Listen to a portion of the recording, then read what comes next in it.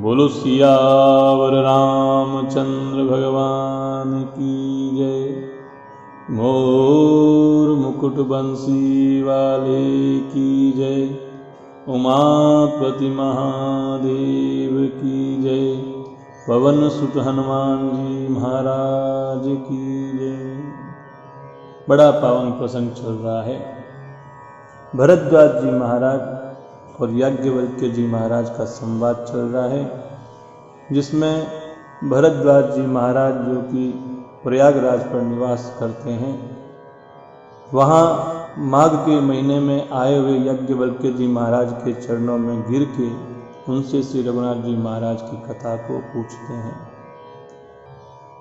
साधु से साधु मिले करे ज्ञान की बात, और मूर्ख से मूर्ख मिले तो के गुस्सा के लात।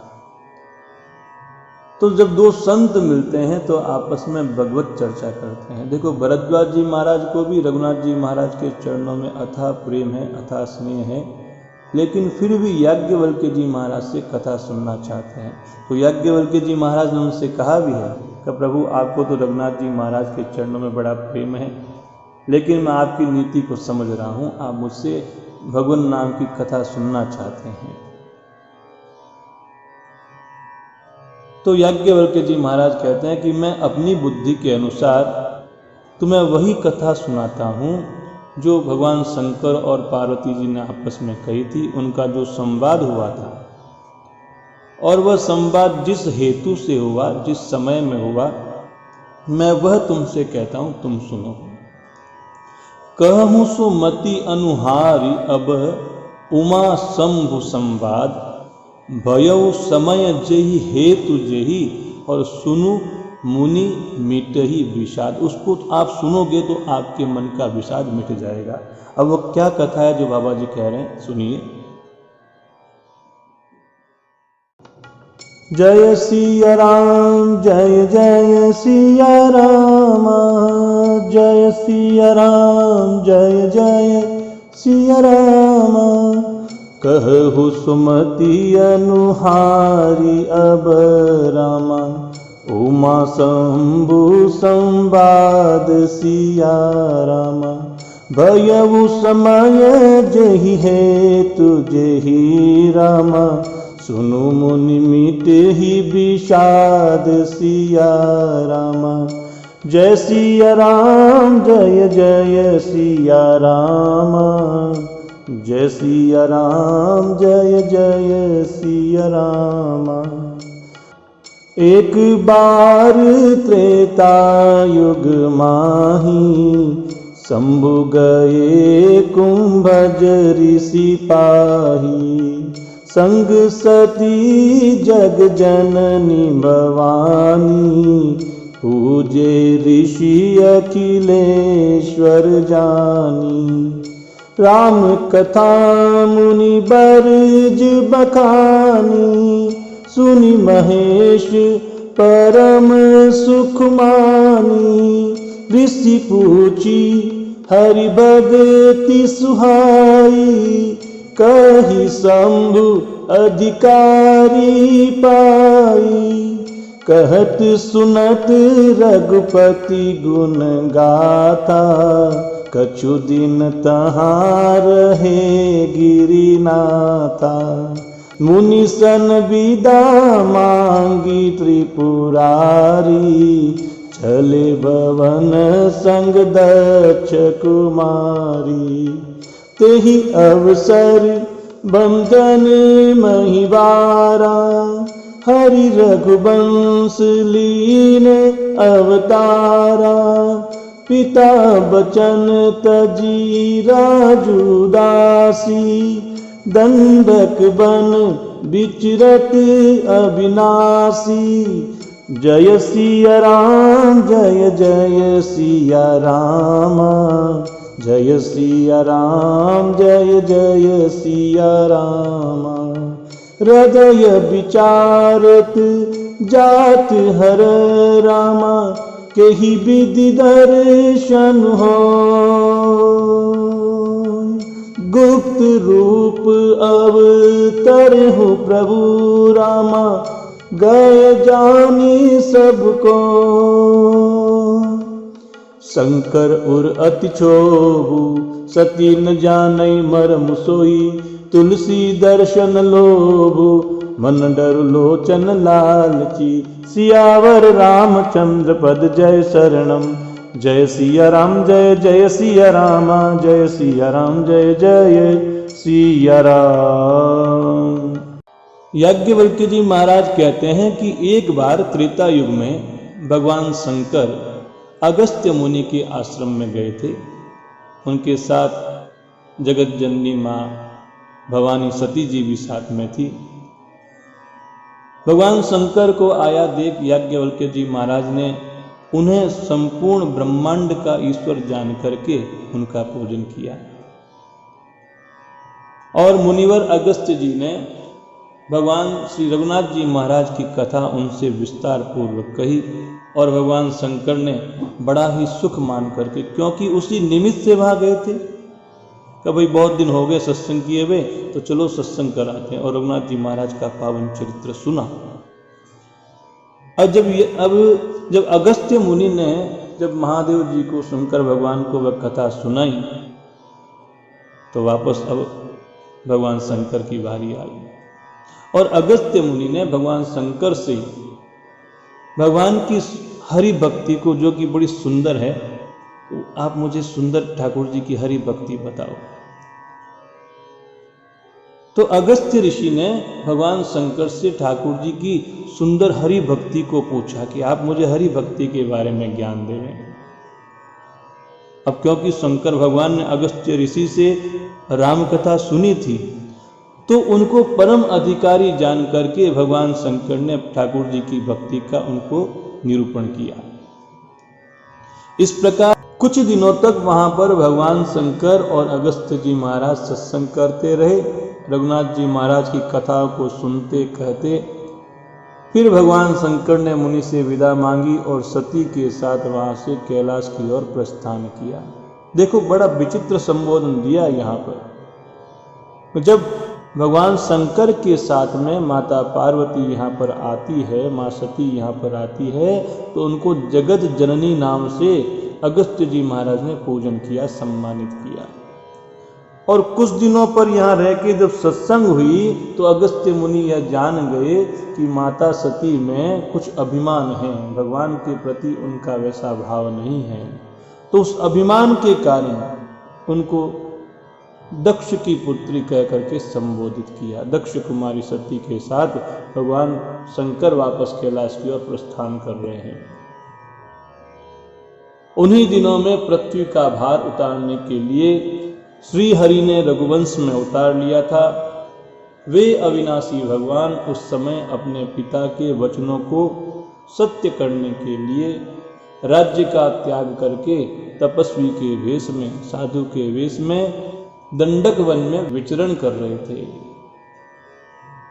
अब भगवान शंकर यहाँ से कैलाश जाने के लिए निकले हैं और मन में ऐसा है कि हृदय विचारत जात हर के विधि दर्शन होय। मन में ऐसा विचार करते जा रहे थे कि भगवान के दर्शन मुझे किस प्रकार से हो जाए। क्यों? गुप्त रूप अवतरे प्रभु और गए जान सब को। अगर मैं भगवान से मिलने के लिए जाता हूं तो सभी लोग जान जाएंगे, लेकिन प्रभु ने तो गुप्त रूप से अवतार लिया है। शंकर उर अति क्षोभु, सती न जानहि मरम सोई, और तुलसी दर्शन लोभु, मन डर लोचन लालची। कि भगवान शंकर के हृदय में इस बात को लेकर के बड़ी खलबली उत्पन्न हो गई, लेकिन सती जी इस वेद को नहीं जानती थी। तो तुलसीदास जी महाराज कहते हैं कि शिव जी के मन में भेद खुलने का भय था, डर था, लेकिन दर्शन के लिए नेत्र ललचा रहे थे। जय सिया राम जय जय सिया राम, जय सिया राम जय जय सिया राम। रावण मरन मनुज कर जाचा, प्रभु विधि बचन कीन चह साचा। जो नहीं जाऊ रही पछितावा, करत विचारु न बनत बनावा। यही विधि भय सोच बस ईसा, ते ही समय जाय 10 सीसा। लीन नीच मारीच ही संगा, भय तुरत सोई कपट कुरंगा। करि छल मूड हरि बैदेही, प्रभु प्रभाव तस विधि तन तेहि। मृग बधि बंधु सहित हरि आए, आश्रम देखी नयन जल छाए। विरह विकल नर इवर घुराई, खोजत विपिन फिरत दो भाई। कबहु जोग वियोग न जाके, देखा प्रगट विरह दुखुता के। जय सिया राम जय जय सिया रामा, जय सिया राम जय जय सिया रामा। अति विचित्र रघुपति चरित रामा, जानहि परम सुजान। जे मति मंद विमोह बस रामा, हृदय धरहि कछुआन। सियावर रामचंद्र पद जय शरणम रामा। जय सिया राम जय जय सिया रामा, जय सिया राम जय जय सिया रामा। जय सिया राम जय जय सिया राम। अब देखो, रावण ने पूर्व में ब्रह्मा जी से ऐसा वरदान मांगा था कि मेरी मृत्यु जो है वो किसी मनुष्य के हाथों से ही हो। तो जैसा कि पूर्व में कह चुके हैं कि समाज को ऐसे मानव की आवश्यकता है जो रावण रूपी अहंकार को मार सके। तो रावण ने ब्रह्मा जी से ऐसा वरदान मांगा कि मेरी मृत्यु देवताओं से नहीं हो, मनुष्य से हो। ब्रह्मा जी के वचनों को प्रभु सत्य करना चाहते थे। अब भगवान शंकर ये सोचते हैं कि अगर मैं पास नहीं जाता हूं तो मुझे बड़ा पछतावा रह जाएगा। इस प्रकार शिवजी विचार करते थे, परंतु कोई उनको युक्ति नजर नहीं आई थी कि मैं भगवान से कैसे मिलूं। इसी बीच में नीच रावण ने आकर के मारीच को साथ में लिया और तुरंत कपट अमृग बन गया। रघुनाथ जी महाराज ने मारीच को मार दिया। रावण ने सीता जी का हरण कर लिया। उसे श्री रघुनाथ जी के वास्तविक प्रभाव का पता नहीं था। और रघुनाथ लक्ष्मण को लेकर के पुनः अपने आश्रम आए तो वहां जानकी जी से विहीन आश्रम को देखा, बड़े दुखी हो गए, बड़े दुखी हो गए। नेत्रों में आंसू भरा। विरह विकल नर इव रघुराई, श्री रघुनाथ जी की मनुष्यों की भांति विरह से व्याकुल देखा और दोनों भाई वन में सीता जी को खोजते हुए फिर रहे थे।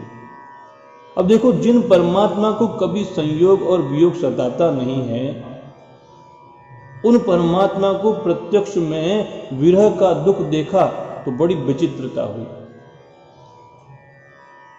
अति विचित्र रघुपति चरित, जानहि परम सुजान।